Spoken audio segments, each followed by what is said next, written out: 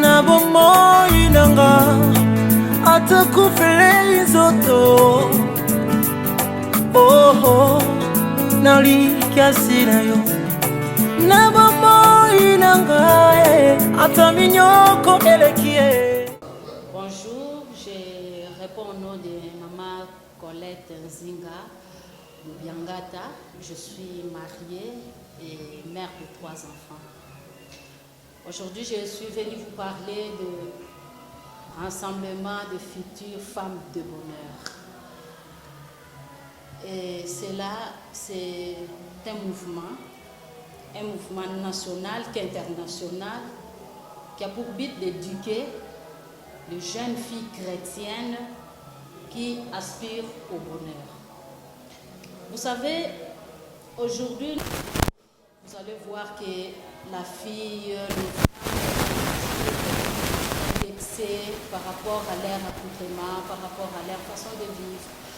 Alors nous nous sommes dit que nous puissions former, éduquer des enfants à partir à l'âge de 9 ans jusqu'à je ne sais où, les encadrer pour que leur futur, leur avenir soit meilleur. Et en tant que chrétien, c'est aussi parmi les missions que Dieu a données à notre pasteur Jean-Marie Toumba. Vous voyez? Donc, s'il faut que je puisse entrer dans l'historique, quand le pasteur Jean-Marie Toumba a eu cette vision-là, c'était juste une révélation. C'est Dieu qui lui a confié cette mission. Cette mission-là, c'était d'encadrer les Koulouna. Aujourd'hui, vous savez ce qui se passe dans notre ville. Il y a l'insécurité partout, il y a tout ça, il y a des Koulouna, il y a tout ça, on parle de Koulouna. En fait, c'est un mot qu'on ne sait pas, ça vient d'où, mais la mission était d'encadrer d'abord les jeunes gens-là, des Koulouna, et puis d'encadrer aussi des prostituées et des ivrognes. Vous savez, c'est ainsi avec des systèmes de boaka-boaka. Nous voyons même des gens, quand vous passez dans la rue, vous voyez les gens par terre. Il a pris des choses là qui n'ont pas de dose. Et mon papa, lui, il a fait cette mission-là que Dieu lui a confiée. Et il a commencé aussi, parce qu'aujourd'hui même, avec des Koulouna, je peux dire que c'est vraiment un progrès parce que nous avons il a eu à prêcher des Koulouna qui se sont convertis, hein, qui ont accepté Jésus-Christ dans leur vie, qui ont abandonné cette vie-là. Et aujourd'hui, en passant même, je veux vous dire qu'il y a même la boulangerie qu'on a créée, Kouloupin. Les pains fabriqués, créés par les Koulouna. Des gens qui n'avaient pas de valeur, des gens qui étaient des Koulouna parfois qui se promenaient avec des machettes. Mais aujourd'hui, ils ont eu de la valeur en connaissant Jésus et on leur a donné du travail. Ils fabriquent des pains. Vous voyez? Et c'est là aussi, il n'a pas arrêté là-bas. Il a aussi continué à enseigner des femmes prostituées. Et là, il a commencé. Il a commencé, mais seulement, elle venait même à l'église. Mais après un temps, elles étaient, je ne sais pas moi, découragées parce qu'elles ne venaient plus. Mais un jour, papa, quand il est parti faire l'évangile, mais pourquoi vous ne venez plus? Ceux-là qui ont donné des raisons, hein, qui sont propres à elles. Ils disaient que non, c'est avec ce travail que moi je dis que je fais étudier mes enfants. C'est avec ce travail que c'est un gagne-pain pour moi. Donc, bon, c'est un peu décourageant, mais ce n'est pas ça parce qu'il ne s'est pas arrêté par là. En continuant, parce qu'en priant, comme c'est un serviteur de Dieu, il ne pouvait pas laisser comme ça. En priant, et c'est cette vision, toujours dans le même cadre d'idée. Hein? Cadre d'idée, dire qu'on ne peut pas laisser les femmes prostituées, mais que nous puissions encadrer. Commencer par la racine.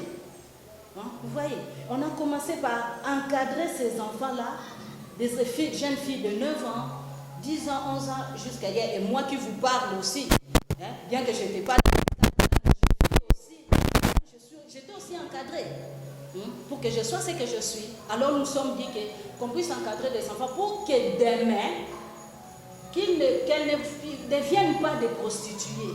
Pour que demain, qu'elles ne deviennent pas des femmes légères que nous voyons, des gens qui portent je ne sais comment.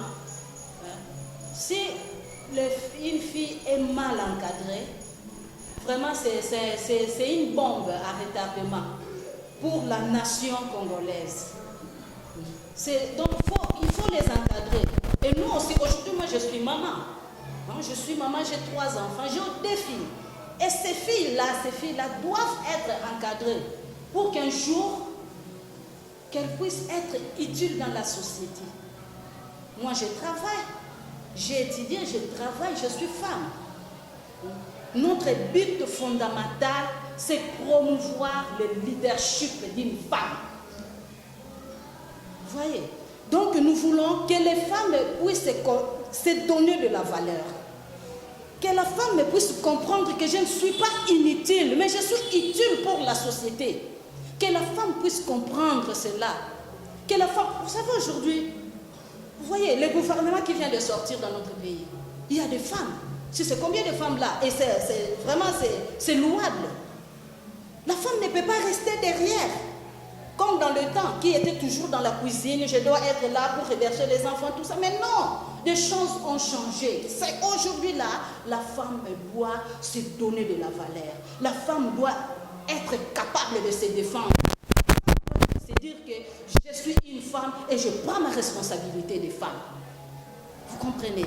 Aujourd'hui, nous avons des femmes ministres, nous avons des femmes présidentes ici en Afrique. Et voilà. Et c'est ça la fierté de la femme. C'est une fierté pour nous, femmes. Et moi, en tant que femme congolaise, ça me fait mal quand je vois des filles. Vous savez, il y a ces derniers temps beaucoup de cas de viol.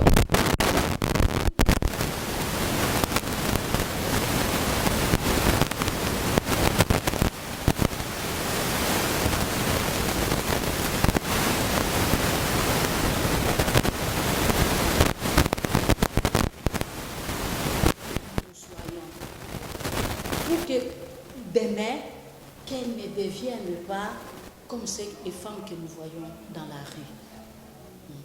Vraiment, j'ai béni Dieu pour ça. Aujourd'hui, je ne suis pas seule parce qu'on a été encadré par Papa Jean-Marie. Moi, il y a Philonga Lula que je salue en passant. Il y a Beyouna qui est aux États-Unis. Il y a notre petite sœur Lydie qui est en France. Vous voyez, donc... pour moi, je veux dire que c'est vraiment une fierté. Alors, nous ne voulons pas garder ce que nous avons eu. Nous voulons aussi donner. Parce qu'on dit qu'on donne que ce qu'on a. Et nous voulons aussi donner aux enfants là ce que nous avons eu à bénéficier. Merci, je salue mon papa Jean-Marie. Vraiment, que Dieu puisse lui donner la force. La force, sa femme aussi, maman. Parce que, vous savez, on dit toujours que derrière... un homme fort, il y a une grande dame. Par là, je salue Maman Mboui, qui est l'épouse de papa Jean-Marie, parce que, en tout cas, elle a eu à faire pour que nous soyons ce que nous sommes. Aujourd'hui, je suis mariée, comme vous le voyez, et je salue mon chéri. Mon chéri, je t'aime beaucoup. Claude Moubiangata. Comme j'avais dit, je suis Madame Colette Zinga Moubiangata parce que je suis mariée à Claude Moubiangata, mon mari que Dieu m'a donné une bénédiction pour moi. Alors, je vous aime beaucoup. Par là, je voudrais saluer aussi mes sœurs qui ont aussi reçu le même encadrement que moi. Il y a Ruth Beyouna et Lydie Moulanga qui sont actuellement aux États-Unis. Et coucou, je vous aime beaucoup, que Dieu vous bénisse. Et là, j'aimerais aussi saluer mon pasteur, parce que vous savez, lui, c'est Papa Jean-Marie, c'est notre papa, je peux dire biologique, qui nous a encadrés. Mais aujourd'hui, je prie dans une autre église, au temple de Pentecôte, et par là, je salue mon pasteur Michel Kalonji, que Dieu puisse le bénir. Vraiment, il fait du bon travail, que Dieu soit avec lui.